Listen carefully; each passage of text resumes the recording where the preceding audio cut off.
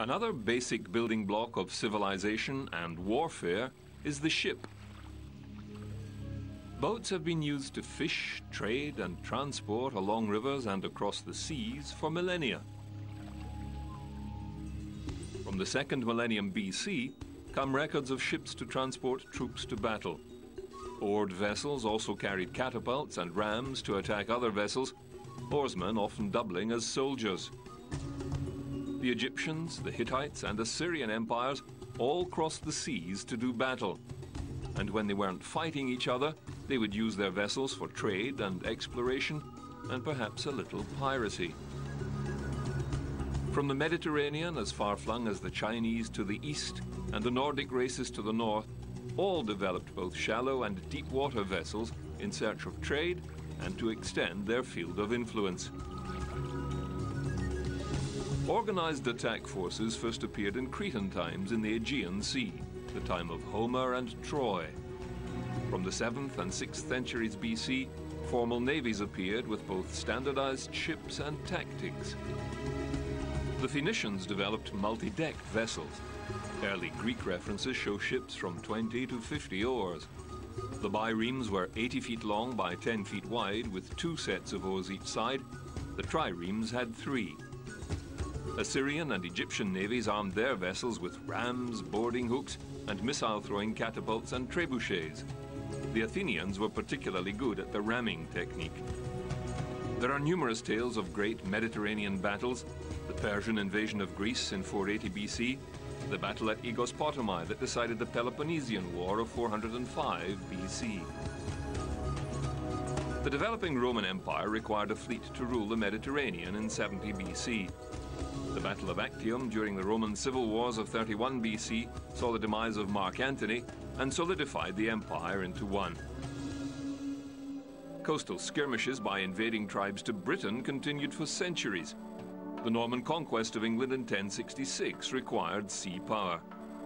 From medieval times, the concept of this sea power was not lost on the small island nation of Britain, which came to rely on it not just for survival, but also its future as a kingdom.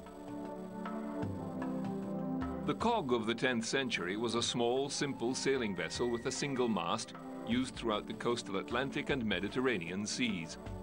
It was a square-rigged vessel that became the antecedent of most fighting vessels. The advent of gunpowder and cannon changed not only warfare forever, but also ship design. The ancient galley, which could rely on both wind and oar power, had to be adapted to take on these heavy and bulky cannon. The man of war had its oars replaced with cannons, which meant the vessel had to rely solely on sail power. This quickly required the need for more masts to hold more canvas. So a mainmast, usually in the center of the boat, had a foremast added, then a mizzen mast behind the mainmast, and the Bonaventure mast, or the fourth mast on some vessels, added to the stern. The carrack was developed in the Atlantic with 3 and sometimes 4 masts. They had a high, rounded stern with an aft castle, held over from the days of bow and arrow, and a bowsprit at the bow. It was this type of vessel that took explorers all over the globe in search of new lands. The carrack evolved into the galleon and the ship of the line. Henry VIII is often cited as the man who gave birth to the British Navy. He invested heavily in shipbuilding and purchased all the cannon he could get his hands on to arm his fleet. With the powers of Europe vying against the small island nation, Henry built a powerful, well-trained navy. Bigger galleons could hold more cannon, and as such Henry commissioned many great vessels like the Mary Rose and built the Portsmouth Naval Base. The Battle of the Spanish Armada in 1588 was principally between galleons of various sizes. The Ark Raleigh, later the Ark Royal, was designed by Sir Walter Raleigh to lead the Armada against the Spanish. Other notable ships of the time were the Golden Hind of Sir Francis Drake and the largest Elizabethan galleon, the Triumph, flagship of Sir Martin Frobisher in the Battle of the Spanish Armada. In 1626, the biggest and grandest warship yet built, the Vasa, was laid down for the King of Sweden. The Vasa sank after only 1 mile of its maiden voyage. Brand new and fully laden with cannon, attempts were made to salvage it, but it lay undisturbed until 1961. More than 200 feet long, armed with 64 guns on 2 decks, the ship was the pride of Sweden's growing empire and a new deadly weapon in the war with Poland. But within minutes of leaving the harbour, and to the horror of the tens of thousands of onlookers gathered on Stockholm's shores, it began heeling dangerously. Water rushed in through the open gun decks, and the Vasa sank, killing 30 of the 150 sailors on board. Nearly 4 centuries after it sank, one of the most magnificent war history treasures faces a second tragedy. Slowly but surely, it is turning to dust. Sulfur, slowly absorbed by the wood while the Vasa had been lying on a seabed, has prevented it for centuries from being eaten by microorganisms. When the Vasa was lifted, sulfur came into contact with the air and began to turn slowly into sulfuric acid.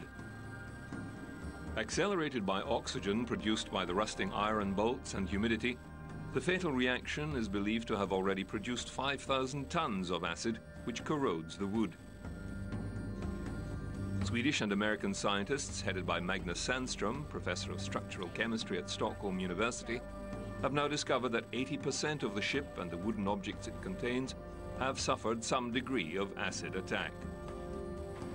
In less than 2 years, we have come from no visible damage to about 1,000 visible spots of acid on the surface of the Vasa.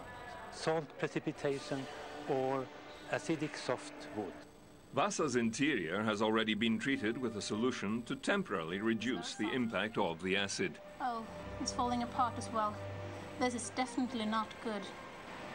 Very, very soft. And he'll just disappear into the wood without strength from me.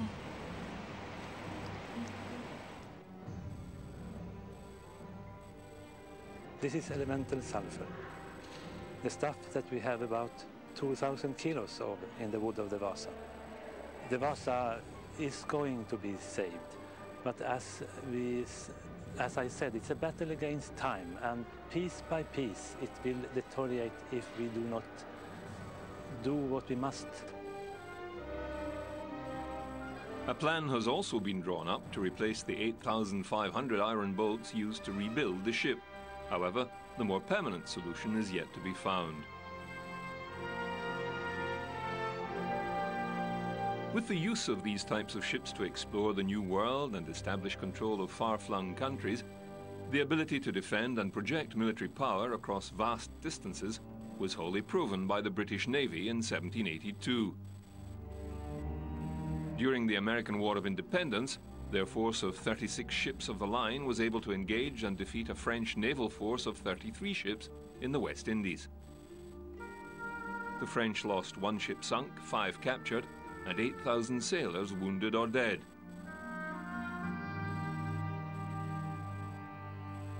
Horatio Nelson, somewhat closer to home, was also able to prove British naval might dominated the seas with superior ship design and training. At the Battle of the Nile, August 1798, he effectively destroyed the French fleet anchored off Alexandria, burning 3 ships and capturing 9 others. His ship from 1803 was the HMS Victory, a first-rate ship of the line of 3,500 tons. In total, she was 227 feet long, with a beam of 51 foot 10 inches. From water's edge to the tip of her main mast, she was 205 feet tall, with a hull thickness of 2 feet at the waterline. With a crew of 850, she carried over 102 cannon of various caliber, from 12 to 68 pounders, and participated in several major battles, successfully, as she is now a museum in Portsmouth, England. The Battle of Trafalgar in 1805 saw Nelson and the Victory once again dominate the French and Spanish with a decisive engagement of 27 ships of the line and 6 smaller vessels against a combined French-Spanish fleet of 33 ships of the line and 8 other vessels. Deemed one of the greatest naval battles of the 19th century, the British destroyed 1 ship and captured 21 others. causing 12,781 casualties to their own number of 1,695 killed or wounded, including Nelson himself. During this time of sail, several specific types of vessel were standard, like gunboats, sloops, and schooners. The brig vessel was a two-master with square rigging. Small and maneuverable, they were war vessels for lakes and confined waterways. The corvette was a small, lightly armed vessel. Usually with a single deck and used mainly for coastal work, it was bigger than a sloop of war but smaller than a frigate. The frigate referred to many types of vessel over the years, but specifically they were as long as a ship of the line, but square-rigged on all three masts, and generally lightly armed for patrol and escort duties. The ship of the line was the largest and most well-armed of vessels able to be part of the line of battle within a fleet, hence the name Battle Ship. These smaller vessels proved their worth during the War of 1812 and on the waterways of North America.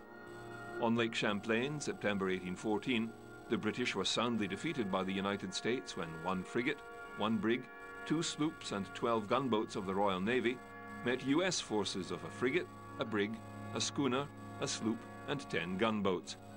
Britain lost all 4 major vessels with 388 casualties.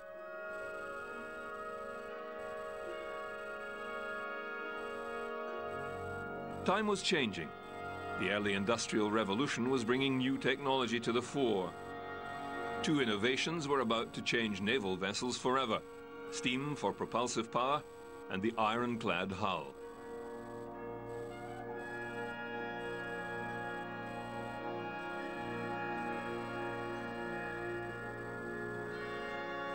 With the advent of steam power, a flurry of new vessels were built with the new propulsion system, although they generally included masts and rigging just in case of mechanical breakdowns.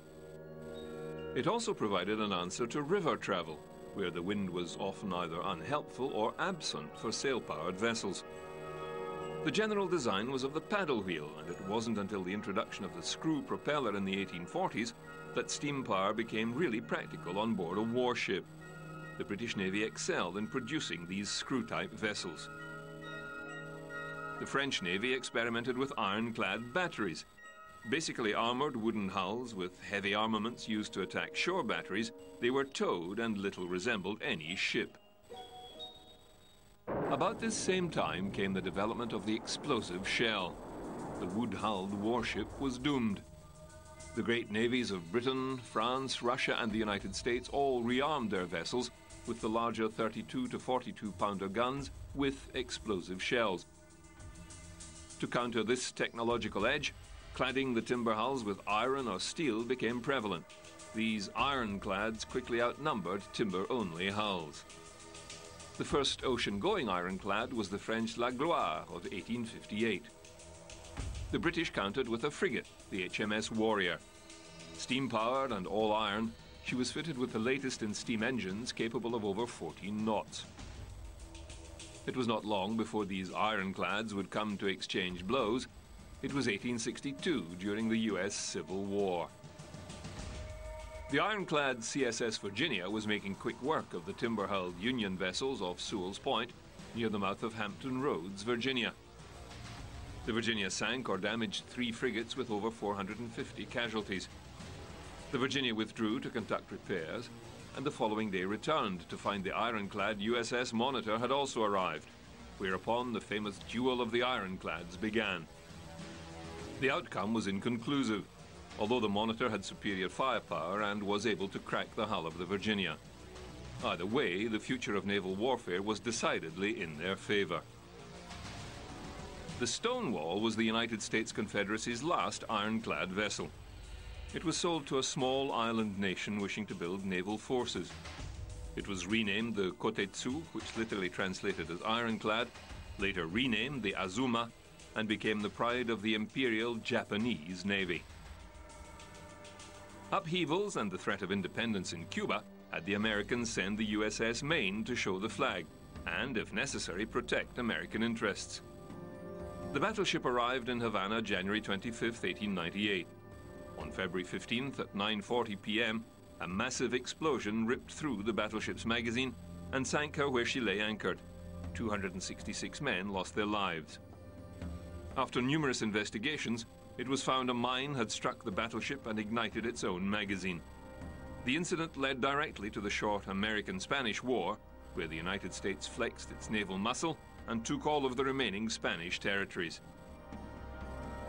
The protected cruiser, the Olympia, and 5 other warships steamed into Manila Bay, Philippines, and destroyed the 10-ship Spanish force there. The cruiser USS Charleston sailed to Guam, fired 1 shot at the island, and took possession from a handful of ill-equipped Spanish soldiers. The United States was becoming a force to be reckoned with. The Japanese Navy kept a close watch on the US as it spread its power into the Pacific, taking territory from the Old World and expanding its bases across to Asia. The US could easily affect the sea trade of island nations like Japan. With their expansion into Manchuria and Korea with the first Sino-Japanese conflict of 1894, the Japanese were building a naval force comparable to the mighty European forces. They flexed this force in 1904 against the mighty Russian Pacific Fleet at Port Arthur. With a preemptive strike utilizing the small torpedo boat, the Japanese Navy attacked the Russian fleet at anchor and then blockaded it in Port Arthur. Russia sent assistance in the form of the Russian Baltic Fleet. Redubbed the 2nd Pacific Squadron, Admiral Rozhestvensky sailed the massive fleet around the globe to relieve the Pacific forces. But when they reached the Sea of Japan, they met the Japanese fleet. At the Battle of Tsushima, or the Sea of Japan, the Japanese devastated the Russian fleet in one of the great sea battles of naval warfare. A peace treaty was quickly arranged by the United States and signed in Portsmouth, New Hampshire. Russia ceded a great deal of land and influence, not to mention the public humiliation. The Battle of the Sea of Japan was closely watched by Britain and the United States. They too learned a lesson in tactics and vessel design. The result was the new Dreadnought-class battleship.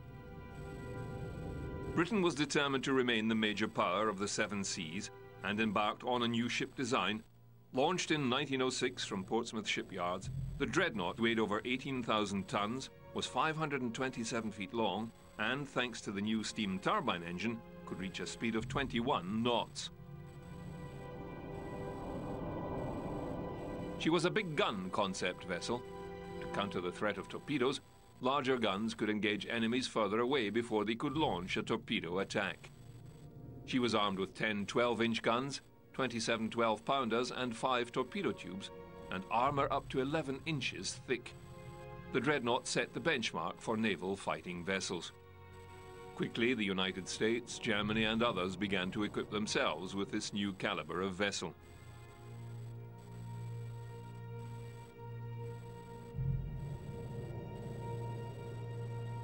With the outbreak of World War I, there were surprisingly few battleship engagements. The big game seemed to occur under the water.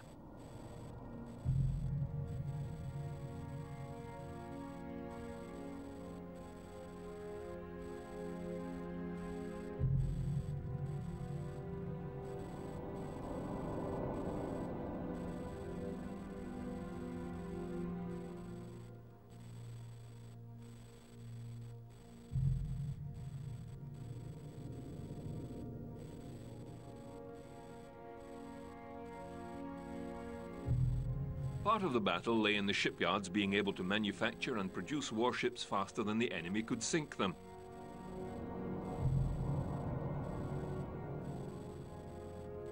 Also, being able to supply an island nation with food and equipment required safe passage of transport vessels. The German U-boat menace had not been anticipated to the extent that it was used to sink merchant vessels and stalk the seas unseen. Great effort had to be put into neutralizing this menace. Light, fast vessels patrolled convoys of merchant shipping. In the whole of the First World War, only 1 U-boat was sunk by a Dreadnought-class battleship, and that was by ramming.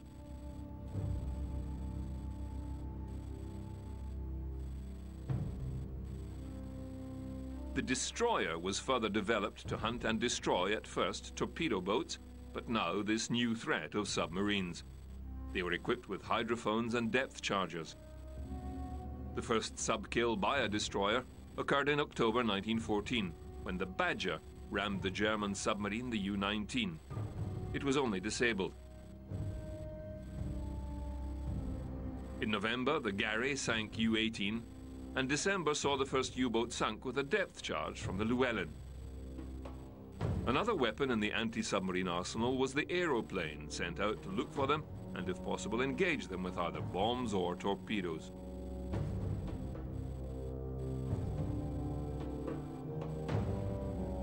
The price paid was heavy, including the sinking of the luxury ocean liner, the RMS Lusitania. Sunk off Ireland by the German U-boat U-20 in May 1915, it is considered to be one of the reasons for the USA's entering the war. Of major surface battles, there were few engagements like the one in the southern Atlantic, where German cruisers attacked British vessels off the coast of Coronel, Chile, destroying half the vessels and killing over 1,500. It was the first British naval loss since 1812, and the response was swift. Less than a month later, near the Falkland Islands, a British fleet of 8 vessels sought out the Germans responsible.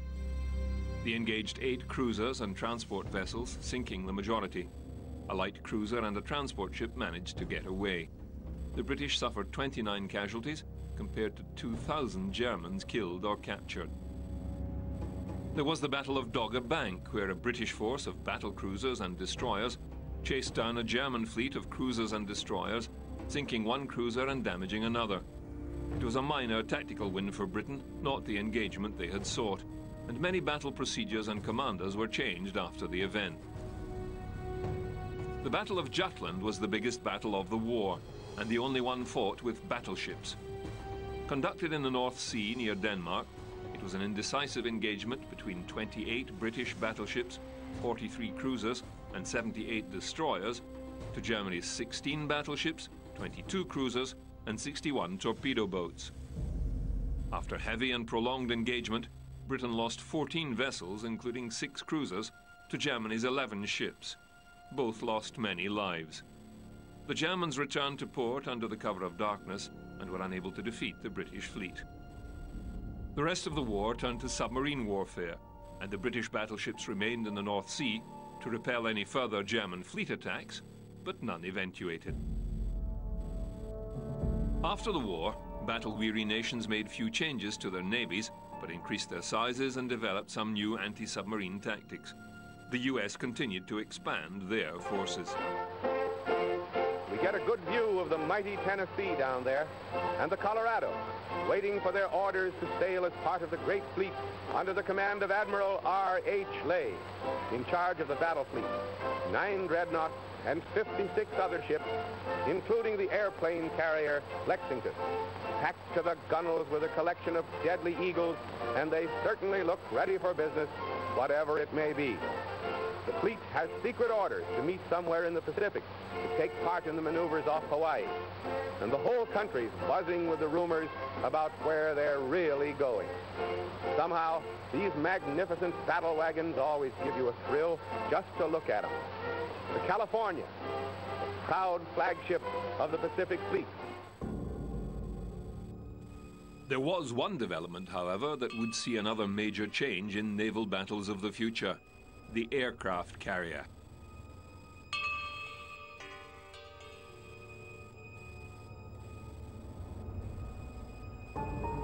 Balloon carriers were first used in the late 19th and early 20th centuries for floating observation balloons. With the invention of the fixed-wing airplane by the Wright brothers in 1903, it took less than 7 years for a plane to be flown off the bow of a naval vessel. Getting off the vessel was relatively easy, but landing on one less so. So seaplanes were the common answer, creating seaplane tenders like the Japanese Wakamiya in 1907 and the HMS Engadine in 1911. The first successful landing occurred on the USS Pennsylvania in January 1911. The HMS Ark Royal was the first of the modern aircraft carriers. Equipped with a seaplane and 2 regular aircraft, this hybrid saw action in the Dardanelles campaign of 1914. HMS Argus was the first fitted with a full-length aircraft deck. By 1922, several navies had acquired aircraft carriers, The USS Langley was the United States' first carrier, modified from the collier Jupiter in 1920. It was 542 feet long and displaced 11,500 tons with a top speed of 15 knots. She carried 55 aircraft and a complement of 468 officers and men. She was also armed with 4 5-inch guns. The Langley was by all means a complete aircraft carrier with a launch catapult, aircraft hangar and maintenance bays below deck, and a carrier pigeon coop. Carrier pigeons were sometimes used by seaplanes to communicate back to base. One sideline of interest is that the original vessel, the collier Jupiter, had 3 sister ships, the USS Cyclops, Proteus, and Nereus. The Cyclops apparently disappeared March 1918 in the Bermuda Triangle. The Proteus and Nereus also disappeared in 1941, following the same route taken by the Cyclops, their fates unknown. However, the Langley's fate is known. In 1936, she was converted to a seaplane tender and served during the Second World War in the South Pacific as part of the Australian-American-Dutch command forces, where she hunted submarines out of Darwin and also ferried aircraft from Perth, Western Australia. On 27 February 1942, she was hit by Japanese bombers south of Java. Aircraft on board was set alight and the engine room was flooded. To avoid being taken by the enemy, she was sunk by her escorts. With most navies equipped by 1932 with various types of aircraft carrier, their power would not be tested until the Second World War. Only then would their capabilities be realized, in particular in the Pacific arena, where aircraft carriers would come to dominate the battlefield even more than the mighty battleship had in the past. September 1st, 1939, Gdansk, Poland. The pocket battleship Schleswig-Holstein begins shelling the port garrison at Gdansk, initiating the Battle of Westerplatte and the beginning of the Second World War. The first major sea battle takes place 13th December in the same year in the South Atlantic off the River Plate estuary, Argentina. The German battleship Admiral Graf Spee was sinking merchant shipping in the Atlantic. A British and Commonwealth heavy cruiser and 2 light cruisers located her and attacked. All 4 vessels were heavily damaged, and after an extended fight, the Spee led smoke and fled for the neutral port of Montevideo. After much political wrangling and subterfuge, it was eventually scuttled in the estuary. When France fell to the Germans, Britain had little choice but to ensure their former allies' fleet did not fall in German hands, and conducted Operation Catapult on 3rd July 1940.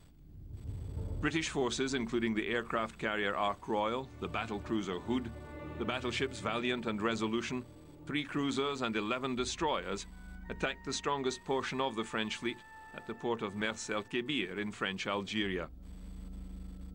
For the loss of 4 aircraft, Britain sank 1 battleship, heavily damaged 2 others, and 4 destroyers. 2 years later, the rest of the French fleet that could not join Allied forces was scuttled by their crews to stop Germany gaining control of their vessels. The German battleship Bismarck would become one of the best-known battleships of the war.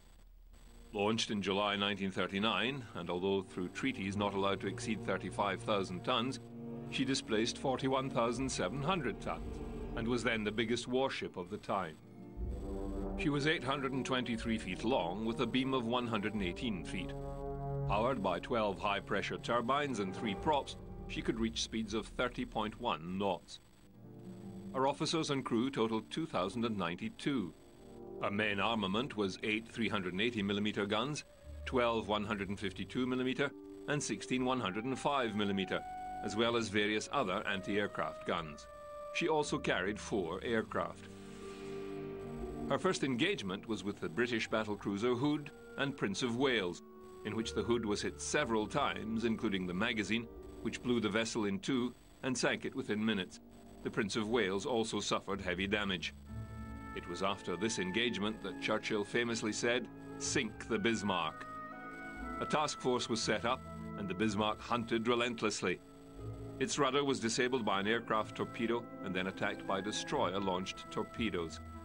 The Bismarck finally succumbed, and although there is still controversy over whether she was scuttled or not, she sank. The true capabilities of an aircraft carrier were finally demonstrated at Pearl Harbor on December 17, 1941.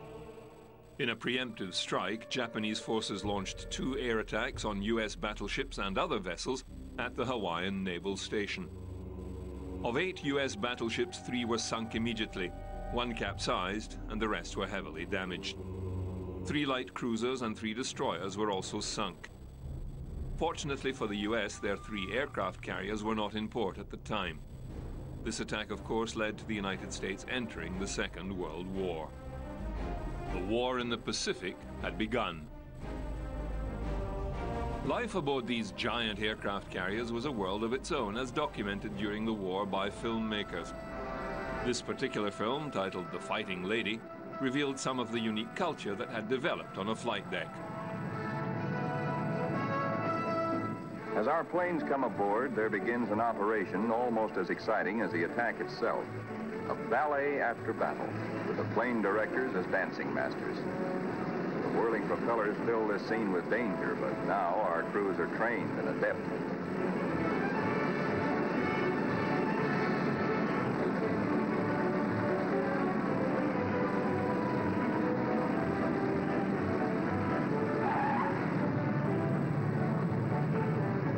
The landing signal officer performs an eloquent adagio on the Fighting Lady's stern. Warning to the rest of the cast to stay off stage until a limping member can be led out of the way.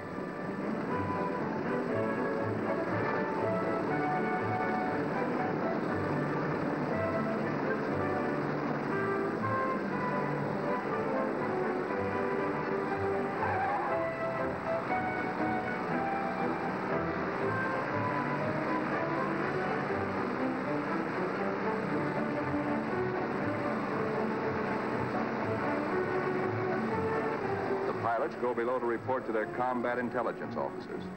They have hot news, good news. They tell what they saw and did, how many rounds of ammunition they fired, how many bombs they dropped, what they hit, what they noticed at the target that was new and different or that may need hitting again. As the reports are added up and our combat photographers develop their pictures, the story becomes better and better. Every single Jap bomber on Marcus has been destroyed. 80% of the shore installations blasted or set afire. The Battle of the Coral Sea occurred over several days in May of 1942. The Imperial Japanese Navy was attempting to land troops on New Guinea in an attempt to take Port Moresby. However, fielded against them were the United States and Australian naval forces. This was the first time aircraft carriers faced off against each other, and remarkably, the first time in naval history that at no time did either fighting vessel actually see the other or exchange shots directly. Although a tactical loss for the Allies, it was a strategic win, inasmuch as the Japanese abandoned their attempt to land troops and take Port Moresby. Both forces launched aircraft in search of the other, often missing each other due to cloud cover or poor intelligence work. Finally, US aircraft found the invasion fleet and sank the small carrier Shoho, with a great loss of life. It was the first Allied success against a major Japanese surface vessel. The following day, a second Japanese carrier was damaged. Japanese aircraft found the US fleet and hit both their aircraft carriers. The Lexington had to be abandoned and scuttled.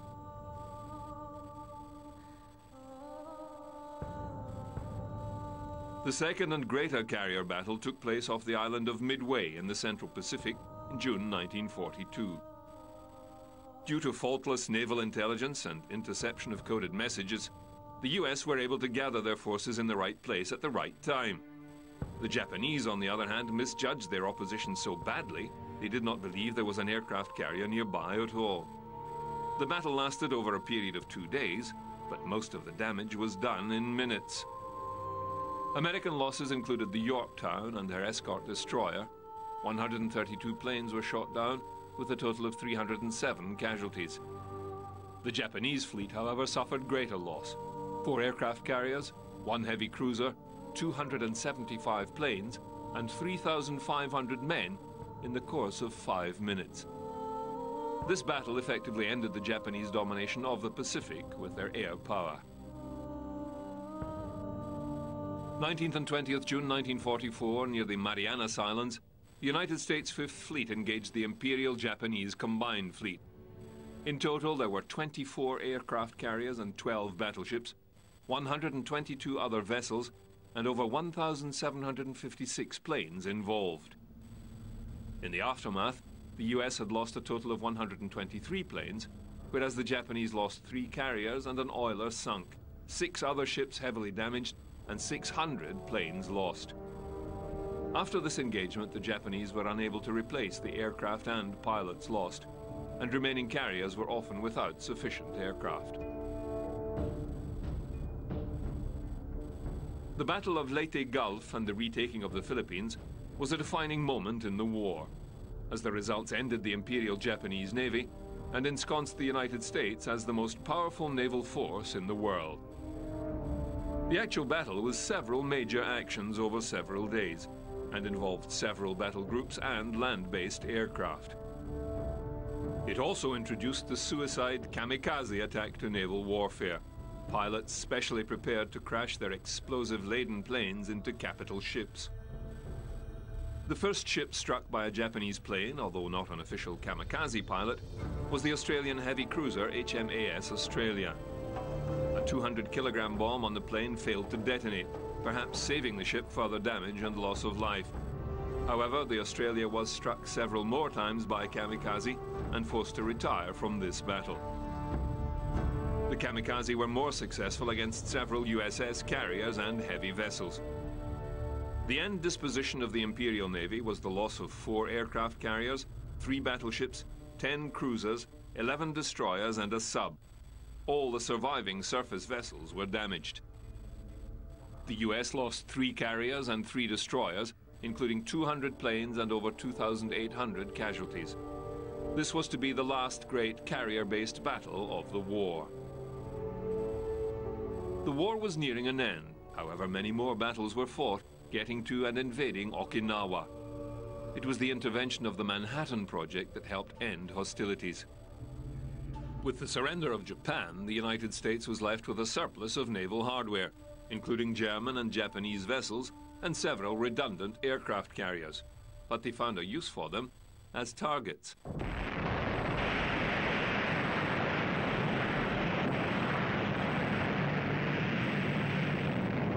Operation Crossroads, conducted at Bikini Atoll, detonated 2 bombs. The first was airdropped and sank the Japanese cruiser Sakawa and 4 US ships.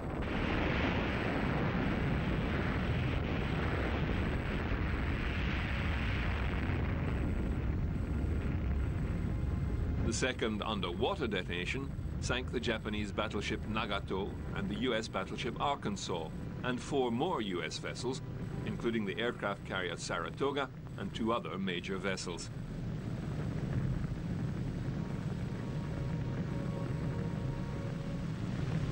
The next scene is a spectacular aerial view. The aircraft carrier Saratoga, grand old fighting lady, sank as a result of heavy underwater hull damage. Even these massive vessels were no match for atomic weapons. One such blast could disable an entire naval force, and a rethink of the structure of future navies was recommended. The United States set about building bigger and better carriers, believing that air power was the key to future naval combat.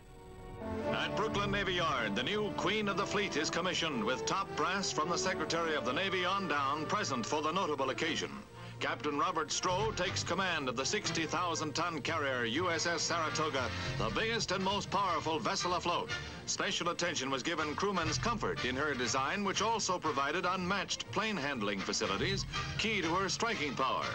The new Saratoga, 6th Navy vessel to bear the name, would dwarf her World War II namesake with its giant flight deck, 5 city blocks long, 1 block wide, and its complement of 100 jets and crew of 3,500. The greatest one-ship concentration of naval power ever built. Truly the new Queen of the Seas. There were also two new technologies developing that would dramatically influence ship design once again. They were nuclear reactors, small enough to fit on board a ship and provide an almost endless supply of energy for propulsion, and the guided missile that would be capable of replacing most naval armaments.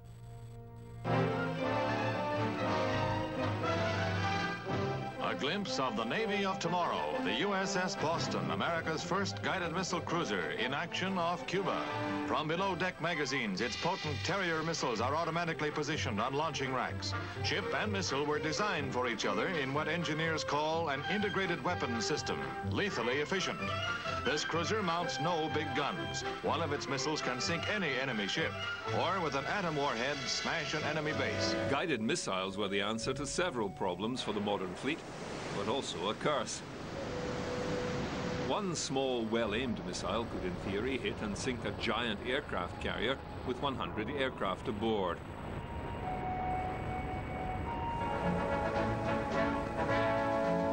The nuclear-powered carrier Enterprise has joined the 7th Fleet off the Vietnam coast to lend added punch to the coastal patrol.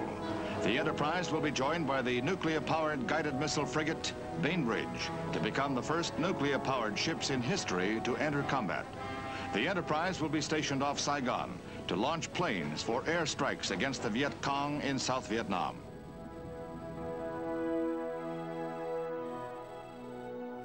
The strategy of fleet structure was evolving to a defense in depth.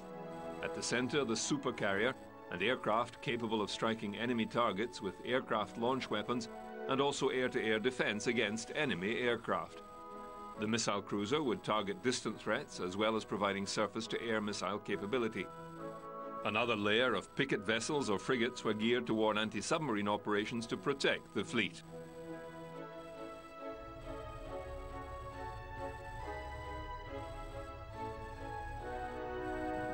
Hastened by the Cold War, anti-ship missile development was rapid.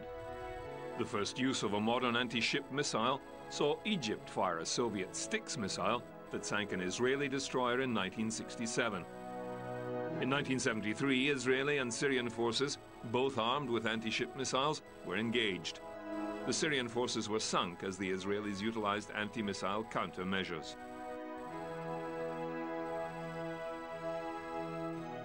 '82 saw the conflict between Britain and Argentina over possession of the Falkland Islands, once again proving the need for air defense, as two British vessels, the landing ships Sir Tristan and the Galahad, were each hit by bombs from Argentine fighters in Bluff Cove, causing severe casualties and the later scuttling of the Galahad.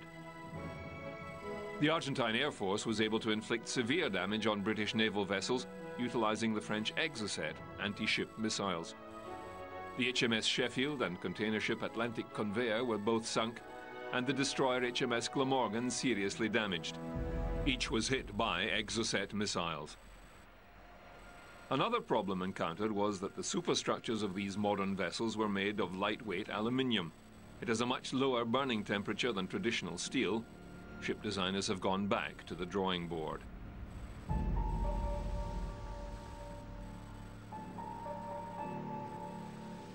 New anti-missile defense systems were developed and installed on the modern ships. Standard missiles could shoot down an incoming missile, or the Phalanx close support machine gun could track and shoot down low-flying missiles. There were also electronic countermeasures, chaff and flare dispensers. However, none of these systems were either working or in operation aboard the USS Stark, a missile frigate. In 1987, whilst in the Persian Gulf, two Exocet missiles fired from an Iraqi jet fighter hit the ship, severely damaging her.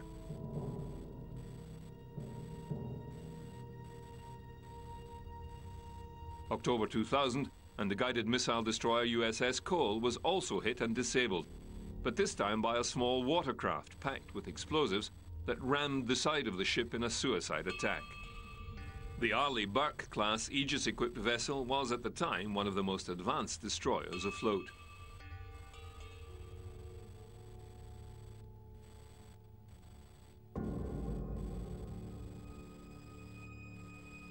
Modern naval vessels are as diverse and sophisticated as ever, from aircraft carriers for fixed-wing aircraft to helicopter-only carriers.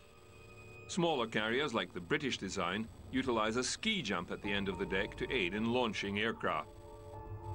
A very dangerous place to live and work is the flight deck of an aircraft carrier. From the deafening roar of jet engines, the danger of turboprops spinning invisibly about, fully fueled and armed planes with high explosive missiles and armaments stacked along the edge of the narrow runway, plus a rolling deck to make it a hazardous environment.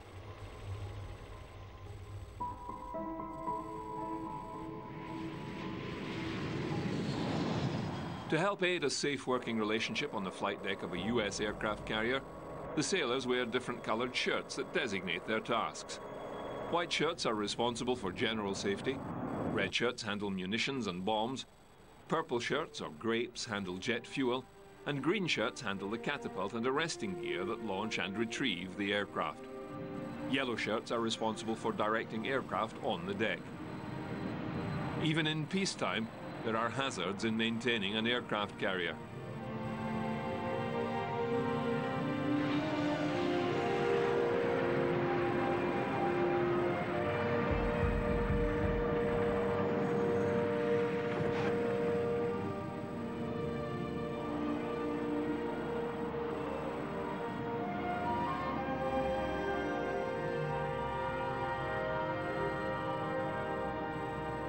There have at times in the past been very serious accidents on the flight deck. In one instance in 1967 aboard the carrier Forrestal, a jet parked to the side of the runway accidentally fired an air-to-air missile that shot across the deck and hit several planes parked on the other side, instantly causing an explosion and fire. All the aircraft were fully fueled and laden with weapons. There, on deck. Somehow a Zuni rocket has been triggered, roaring across the flight deck and hitting an A-4 Skyhawk. A sheet of flame from the A-4's ruptured fuel tank has enveloped the Skyhawk and her immediate neighbors. Behind that curtain of smoke, two 1,000-pound bombs have already dropped from her wings onto the burning deck, while only one hose is actually operating.